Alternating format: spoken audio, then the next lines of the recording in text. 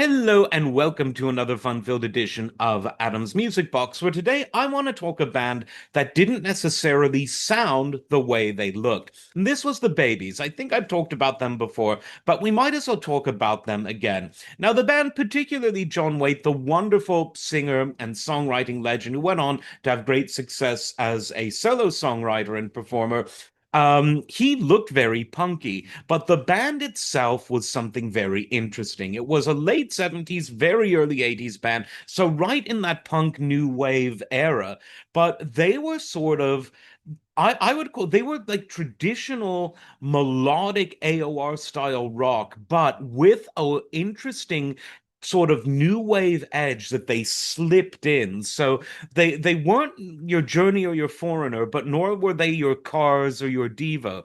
They were really their own thing, but they had really great songs because the writing was super sophisticated. Now, their 76 self-titled album didn't really go anywhere, but their second album from 77, Broken Heart, had one of their breakout hits, Isn't It Time?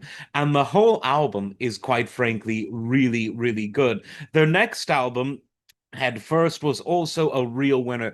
All the songs were really great. Every Time I Think of You was the big single from there.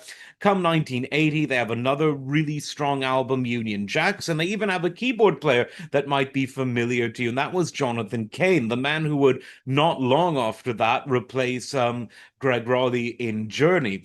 The band continued into the early 80s with another original album before they parted ways, but they left behind them great albums, great singles, some of which were minor hits, all of which should have frankly been pretty big hits. But when you listen to the albums, you'll realize just what a great sense of chordal development and musical harmony and great production and great playing and great singing was on the albums. They were really good albums because they were a super talented and underrated band. So check out the Babies. I do not think you'll just be disappointed.